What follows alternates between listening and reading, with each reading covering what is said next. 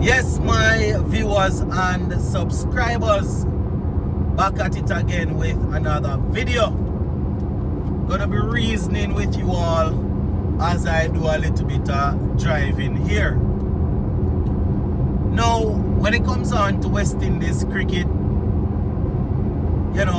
this is something that unifies the Caribbean, something that will pull us together. We have people every now and again that will say that, boy, we need to break up and people need to represent their own country and all of these things, but this is what keeps us together. So it is really hurtful when we hear outsiders making certain comments. The comments might be true, but when it's coming from outsiders, especially when they know that they don't necessarily mean our cricket any good, it's hurtful. And when you see these comments, you really and truly want to say that, the guys that are in charge of West Indies cricket need to make sure that they are doing everything in their power to get our cricket back to a level where we are again respected. Not saying that they are not doing what they can right now, but we have to earn back the respect of the cricketing world. Earlier today, I was reading a little article and I saw where former pacer from out of Australia, Mitchell Johnson, a player that I rate very much, my people, really rate him as a player. I remember, I think he was back in 2013, or 14 or somewhere thereabout. He had, he retired from international cricket, came out of retirement prior to the Ashes, and man had a very good Ashes. He was ruthless, hard to deal with. So somebody that I really like.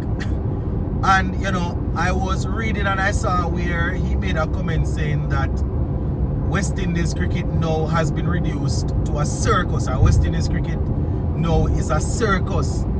Man is saying that we see young retirement, endless scandals, and test cricket has been reduced to a charity show. And as much as some of these things that he's saying, you might say that, you can say that are really true.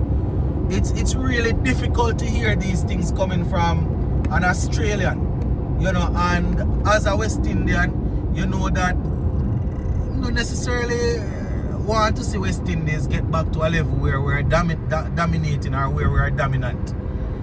Right? So, when these little things happen, I'm just hoping to myself that the powers that be will see that, people are now taking us for a laughing stock. Years upon years, we dominated the cricketing world, and, don't believe for a second that some of these guys, they are not enjoying it. They are not enjoying what's happening to our cricket. So we really and truly need to take it up in hand. Make sure that whatever we can do to get us back to, to earn back the respect of the cricketing world, because we have to earn back that respect, my people. You understand? You earn respect. I remember when I was growing up, I hear them say, respect beget respect, and you earn respect. So we need to step it up. And I think it was about a week or two ago, another former player came out and said that, when it comes on to the West Indies, it would be career suicide, or it is career suicide to go and coach in the West Indies, or to go and coach the West Indies team. And we know that based on what's going on, it might be true, but it's hurtful when I hear these things coming from outsiders, So that is the reason, I just wanted to highlight this, because, we have to find a way to fix things, my people. We have to find a way to fix things. I realize that there are a lot of pass round donkey, if you understand what I mean. A lot of blame. This man say, I am not the one to be blamed here. Let's pass the blame over there. Let's pass the blame over there. We see Caribbean leaders, we see prime ministers coming out and saying that, boy, right now you have to blame CWI because they are the ones that are leading, and they are the ones that are doing this and that and not putting the right people in place and things.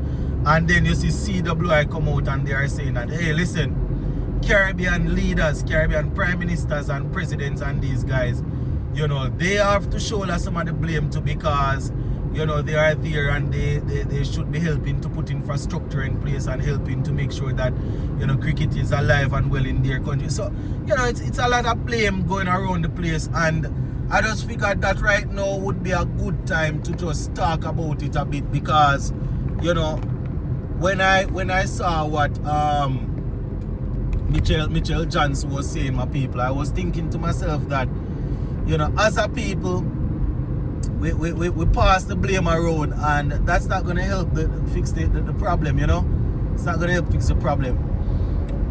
And I'm just thinking to myself that, you know, for years we have been saying that we are turning this corner and we have this plan, we're putting this plan in place, and, you know, it's become frustrating now.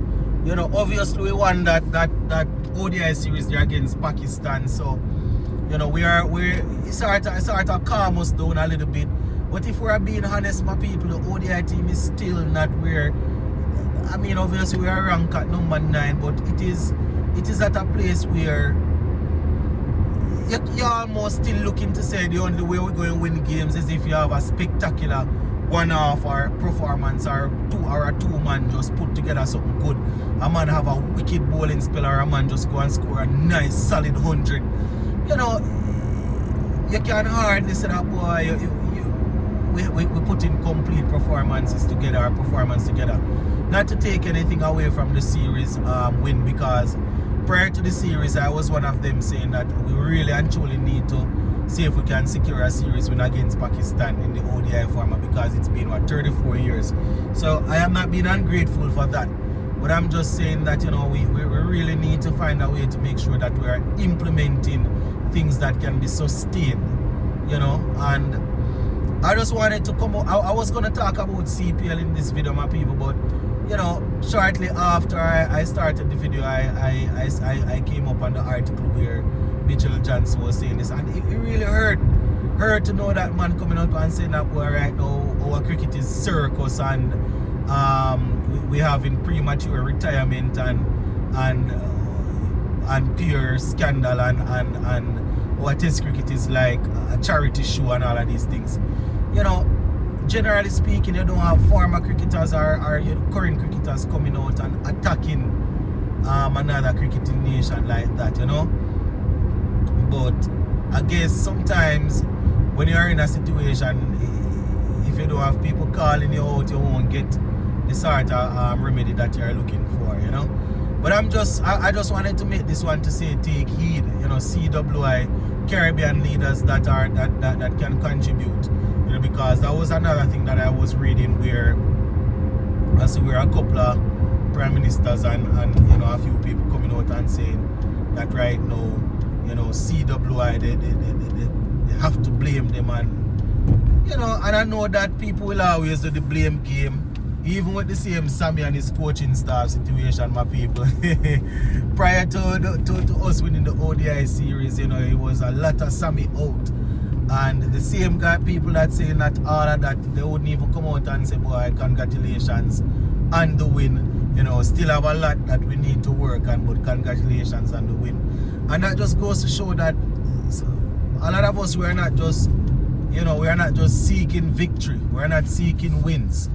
You know, a lot of us, we are not necessarily seeking wins. We are seeking our own people to be in power, our own people to be, you know, in leadership positions. That is sound away, but that is what I am getting from a lot of what I'm seeing in the social media space as it relates to our cricket, my people. So, you know, I just wanted to take the time out to come and talk on this a little bit, that, you know, when you see people, outsiders start to mock you openly, then you know that, you know, you really and truly need to take a grip. You understand? Outsiders mocking a cricketing nation openly. I mean, everybody will have their opinion, and they will say that it's not mockery. You know, what they're saying is true. So that is why I'm even saying that I'm not necessarily trying to crucify Mitchell Johnson and thing. I know, I'm just saying that, you know, it's really tough hearing this. It's tough hearing this as a die-hearted West Indian, and, you know, I am hoping that these jacket and tie guys that are in charge will we really and truly, you know, see what they can do to help.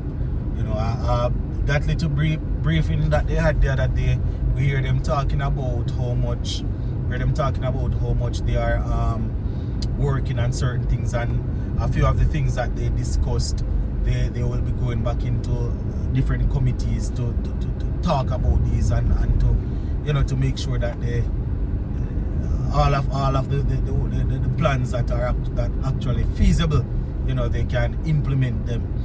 And you know, I really and truly want to see what some of these plans are that they are implementing, because even the press briefing that I watched, you know, I was hoping that I would hear some of the things that were discussed, but you know, they just came out and they didn't give us any of that. So, you know, as I said, my people, I just wanted to talk about this a little bit, because you know, it was really tough hearing Mitchell Johnson talking about our cricket like that, you know. So gonna leave this one right here for now, my people. Big up on yourself, continue to stay safe, continue to stay blessed, and we will touch base again. All right, bless up.